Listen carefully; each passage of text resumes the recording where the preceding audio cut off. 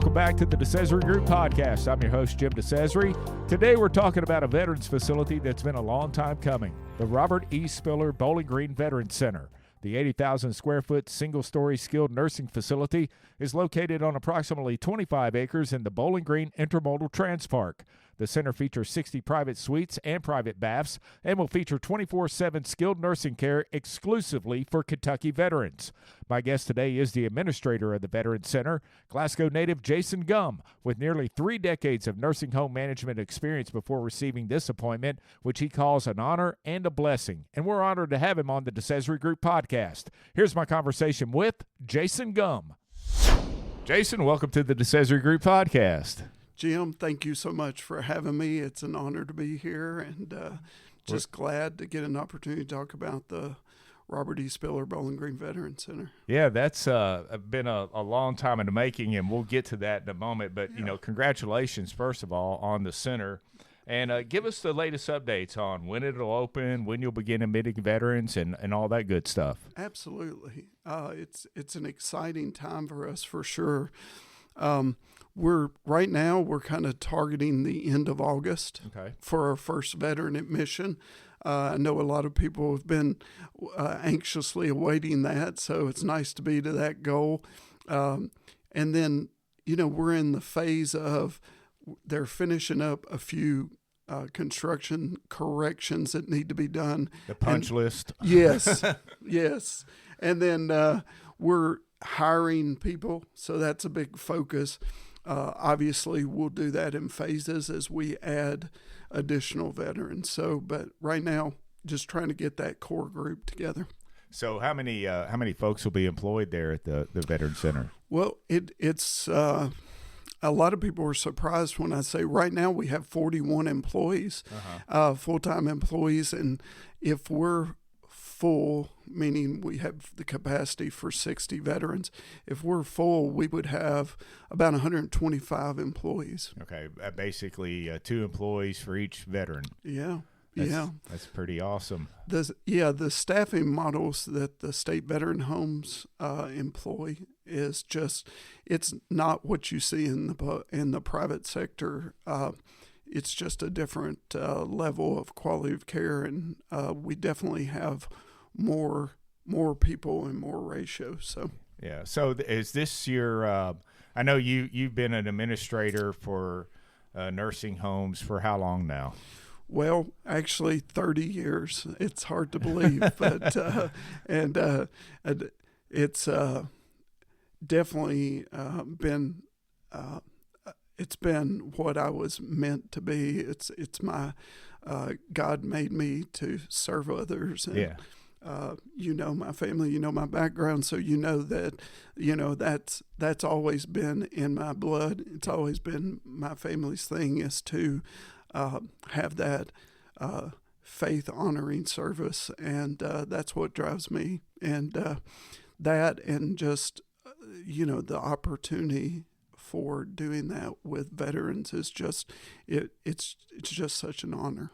And this home is owned by the state. Is this your first time working for the state as an administrator? It is, yes, and that's been its own set of challenge to go from private sector to the state system. But yes, the state actually runs the 4 other state veteran homes, and we are now going to be the 5th state veteran home that the state, and that's through the Kentucky Department of Veteran Affairs. That's the kind of the arm or the agency that we work under.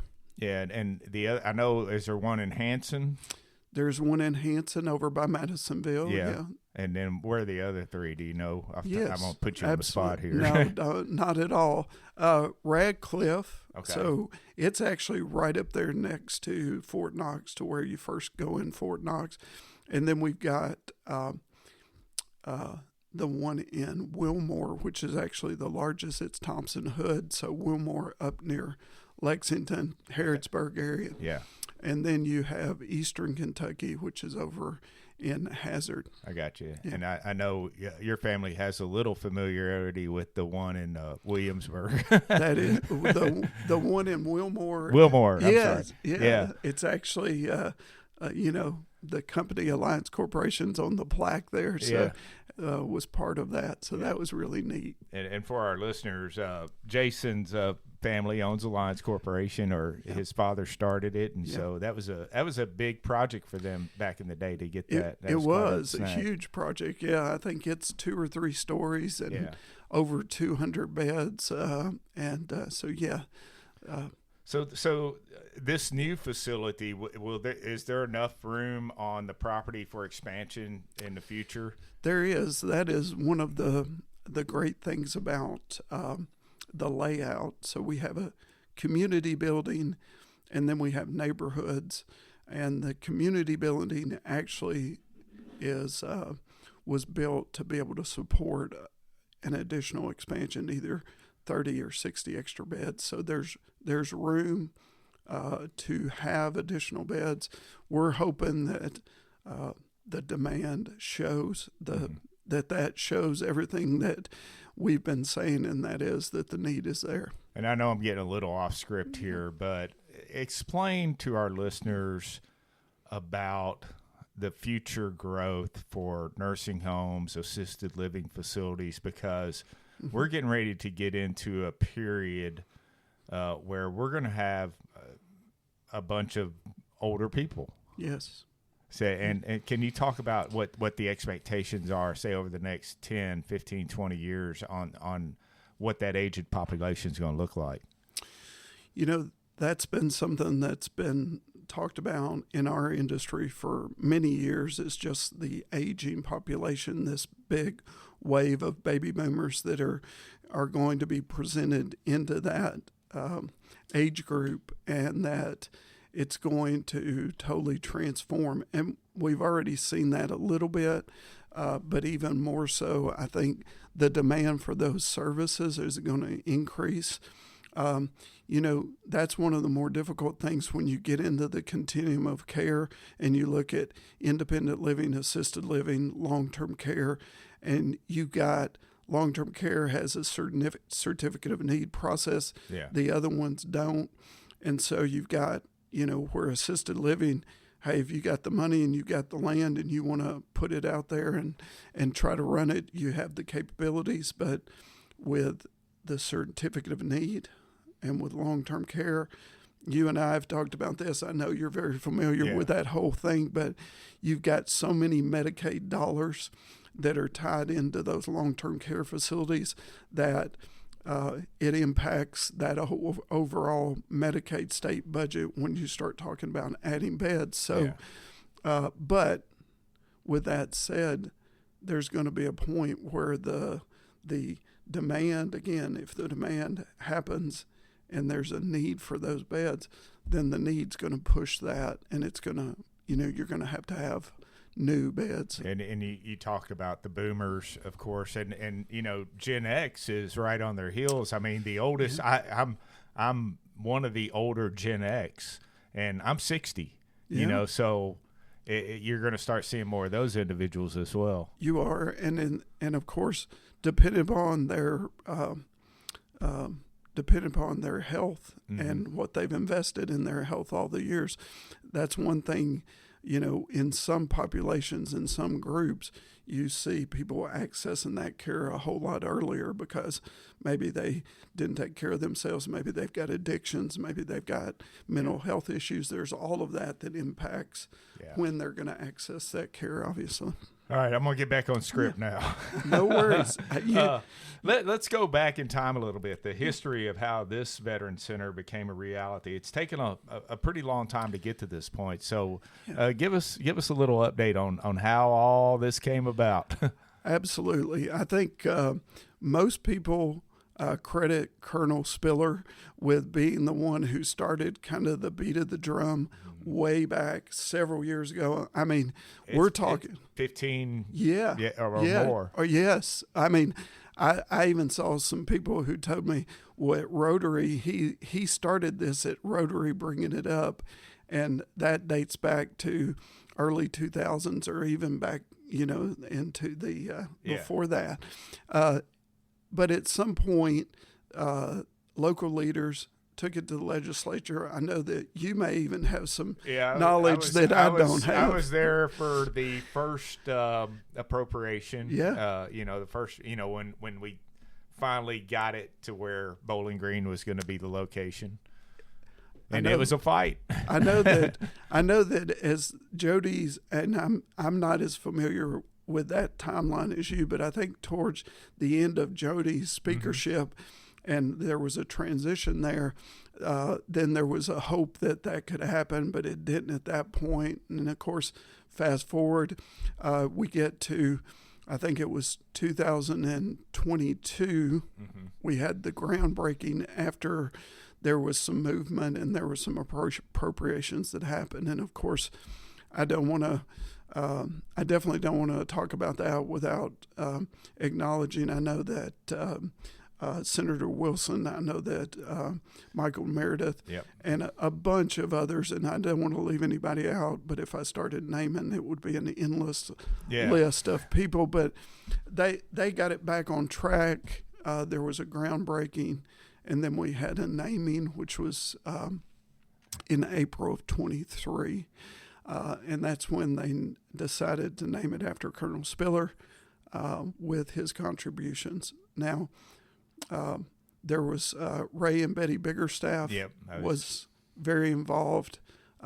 Some people said that the good cop, bad cop, happened with Ray and with Colonel Spiller being able to do together. And that was on both sides. That was a recognition that was kind of how that happened. There's also a Bill Lytle who is over in Metcalfe County area, and he was involved with. So all three of them potentially were big proponents and impacted it actually going through. So I know Ray and Colonel Spiller were both in my office multiple times, and I guess it might have been my last term in the legislature was when we were able to identify Bowling Green as the site and get it on the list, which it's a 2-column list. You have the and that's for the federal government, because you have to be approved by the legislature first, and then it goes to the feds, and you get on a list, and you have the unfunded list and the funded list. So it was on the unfunded list for a little while, and then after I left, you talk about Representative Meredith and Senator Wilson and others. I mean, I know this whole South Central Kentucky delegation was involved with that. And able to get appropriations and finally make this a reality. And of course, during all this, Colonel Spiller passed away, but what a legacy to name the facility after him, and almost in his backyard. Yeah, that's the beauty of it, really. And I didn't know this when it first started. I didn't realize the connection to him and the people in that area. Yeah. It's really amazing. And when I first went out there, they were interviewing for the position of administrator, and I went out there and I thought, man, this is in the middle of nowhere, but I have to say, if I could go back and change, I would, because I have realized there is a lot of beauty in the location, because I didn't realize Edmonson County is right there. Yeah. Barron County is just right. And then you've got Allen County's not that far away, down 100, come across, you've got Bucky's right there. And so the more I thought about it, the more I thought, well, this is really strategically smart. Whereas my initial thought was, man, this is out here, but it has become, I think, a strength. Yeah. So and I don't want to leave out the Bowling Green Area Chamber of Commerce and the industrial the ITA, because I believe they donated the land for the location. Yes, the intermodal Transpark donated the land. I think if you want to take a step back from that, you got KCTCS actually had the land, but through the Intermodal Transpark, and there's a connection there, obviously. So, but all of those people need to be recognized. There's some people who did some grant writing, and so those people, I do have information. I want to make sure they get properly recognized, and we hope that they're able to come like to the open house and be a part of that, because they are, all of those people. When I do the tours and people are impressed, I always go, guys, I'm standing on top of all the people who came before me, and I want to keep that at the forefront, is the people who did the work prior to. Is there a planned ribbon cutting open house? That at this point, right now, that has been pushed up to, and we're the governor's office as far as his schedule, and so we're waiting to hear back. We're hoping that our intent is to have the first veteran admission, and then once we have the admission, then we'll have a ribbon cutting and open house kind of together. Yeah. Maybe ribbon cutting in the morning with the chamber, and then the afternoon we'll have a program, or around lunchtime we'll have a program with the governor. So that's awesome. Yeah. So tell everyone about the type of care veterans will receive, who's eligible, and how many you can serve, and does it include spouses? I know that's a big question. Yeah. Unfortunately, in the state of Kentucky, it's not spouses unless you have a spouse that is a veteran. Okay. So the veteran, the requirements, let me start there. The requirements, number one, you have to be a resident of Kentucky. Number two, you have to have served in the military and not have been dishonorably discharged. Okay, makes sense. And then number three, the big thing is meet the level of care. And so that's something that I should probably take a second and explain, because I know there's been a lot of different, I think maybe in the beginning it was reported that we might have personal care or assisted living or independent or whatever, but our 60 beds are totally skilled nursing beds, which means it's the same as nursing home beds or skilled nursing or long-term care. Those terms are used interchangeably. But it's someone who's going to need a good amount of assistance with going to the bed, going to the bathroom, needing help with assistance with eating, dressing, grooming. We call them the activities of daily living, but usually what qualifies a person is medication management is one. That's usually a automatic. Yeah, big one. And then the rest has to do with their abilities to perform things either independently or not. So if you're performing those independently, then you're probably at a different level of care. Yeah, okay. But the key component here is that every resident will be a Kentucky citizen who is a veteran of one of our military armed forces. That is correct. Okay. Yes. Talk about the layout of the facility. Is there like a themed neighborhood jam going on there? There is, and if you look at some of the articles or some of the information from the beginning. One of the things the VA has come up with is having a home-like environment that's less institutional.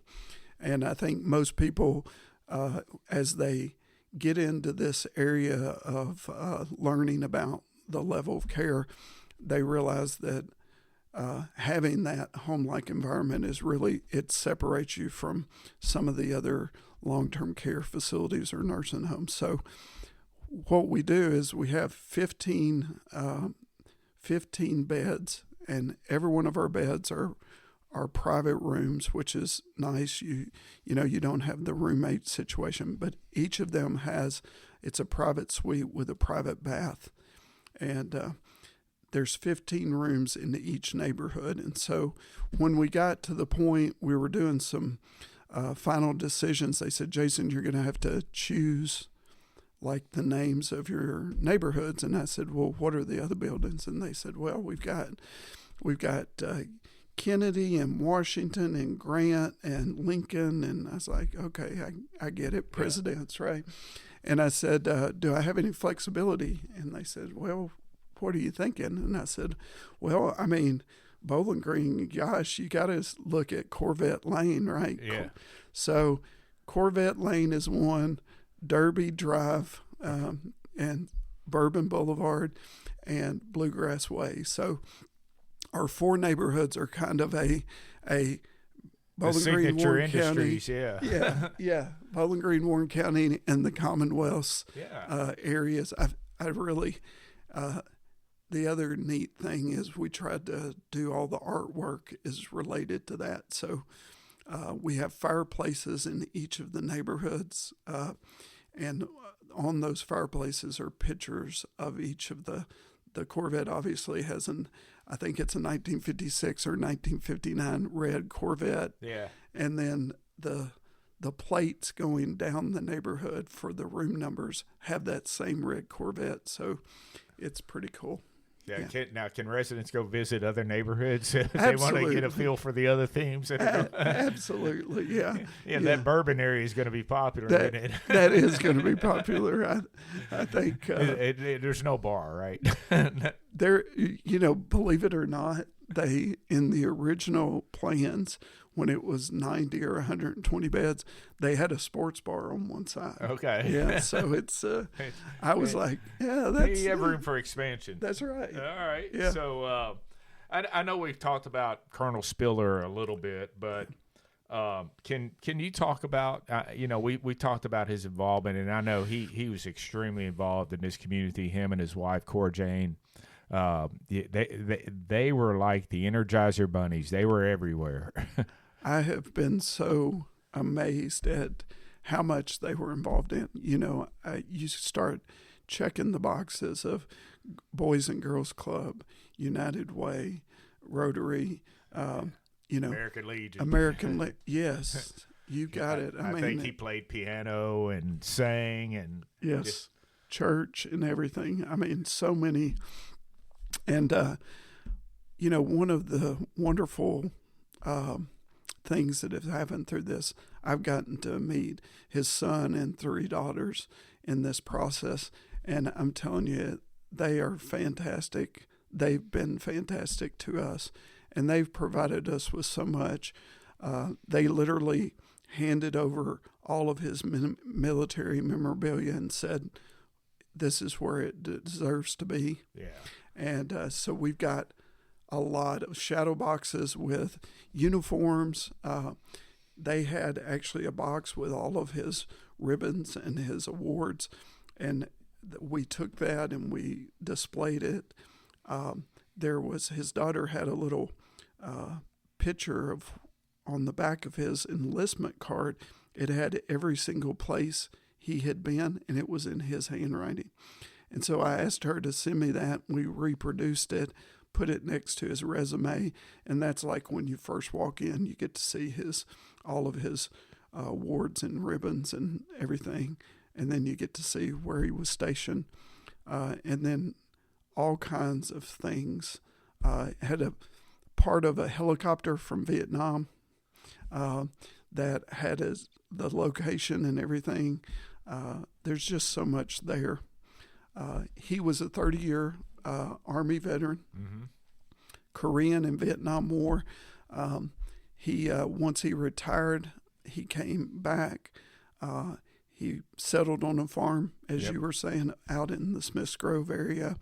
And then to add to it, he, of course, was director of the Western Farm, the Ag Center, which most people very familiar with that. That's one of those things that everybody in our area recognizes, and so just such a wonderful person giving back. I mean, gave back not only in military and service and for his country, but also when he came back, he did so much. So he truly did. I like to share this story whenever I'm talking with anybody about Colonel Spiller and Cora Jane. She called me one day and she said, "Jim, I got a book for you." because I was in the legislature at the time, and it was a book about Senator Underwood, and she goes, "I'm going to leave it on my porch." Now, they had a house in Bowling Green too. I don't know if you knew that or not, but right there at the corner of Chestnut and Main, I think that's right, in that area. They had a house, and she goes, I'm not going to be there, but I'm going to leave it in the door. You come by and get it. So it's in my library over here. But she was always thinking about, she knew I enjoyed politics and I liked the history of politics. She goes, you got to have this book. And of course, I believe it's Senator Underwood. He owned Ironwood, the mansion that eventually David Garvin had bought, and now it's since changed hands. But wow, a pretty neat book about some of the history of this area, and that's the type of people they were. They, I think that the thing that got the ball rolling, they were doing a lot of transports of veterans down to Nashville, and again, that servant's heart, that trying to do and help others, and look where that led. They were taking vans daily, I think, from the American Legion down to Nashville. And I don't want to leave out the VFW either, because they have a role in all this as well. The veteran service organizations, it's kind of sad for me to say this, because it's a shame on me, but I had no idea. The strength of it, the support, the sheer.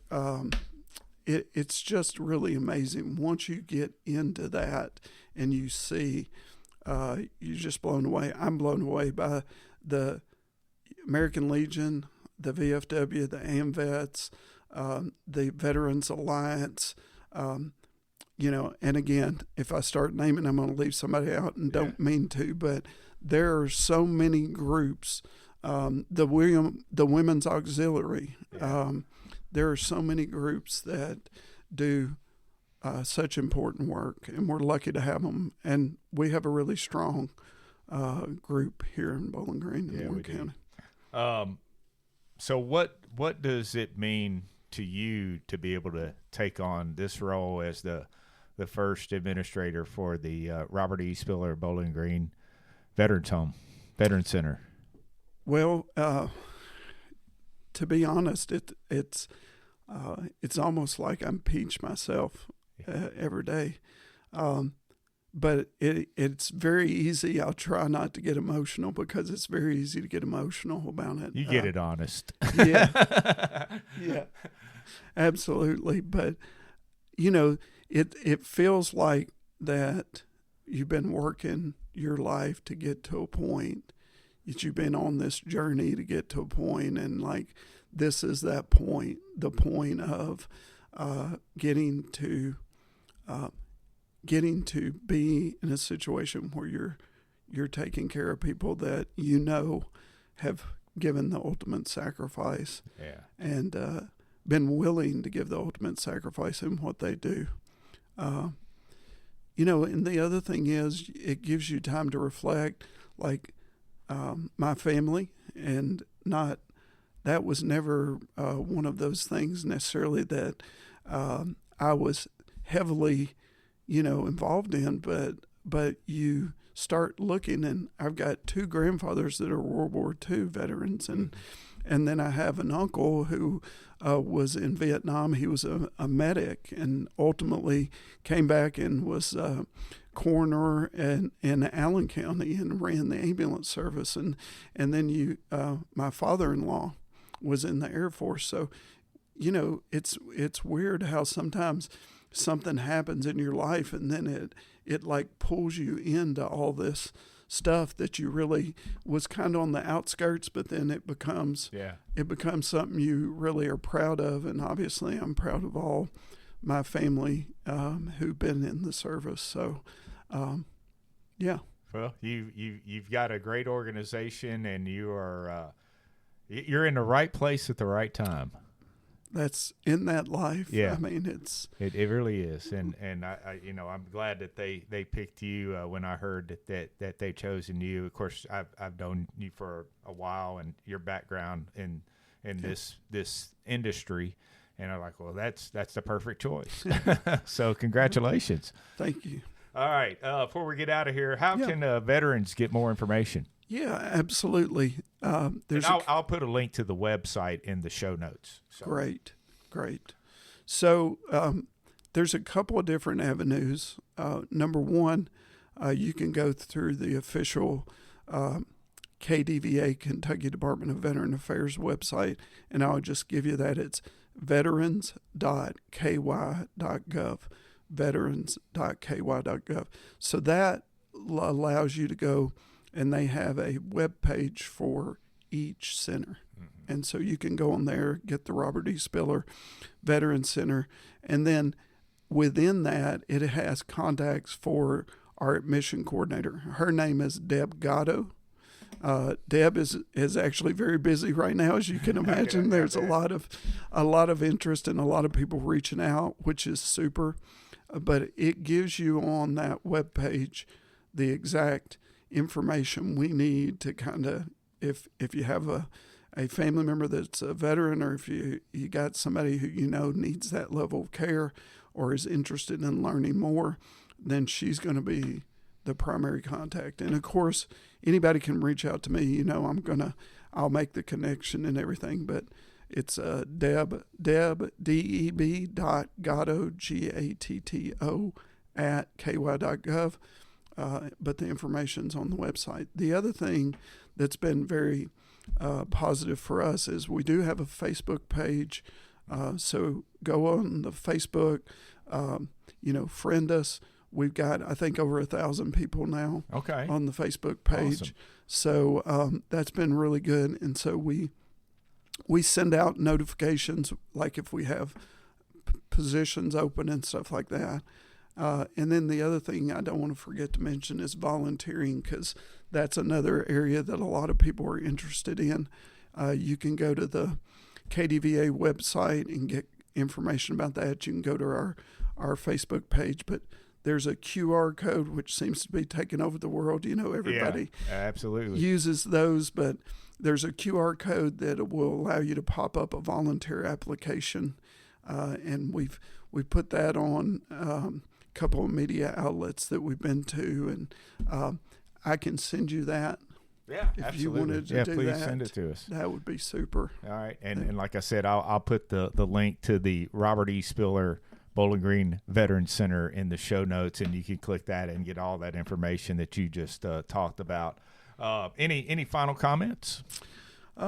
Just wanted to thank everybody in this community who's rallied around and supported us. I know it's been a long time in the making, and I just want to say we are super, super close. We're right here, and it's going to be fabulous, and just want everyone to realize, this is a community thing. It's a community building. It's like, people come out, take a look, see it. We want you to. We want you to be. We want you to be involved. We want you to be engaged with it.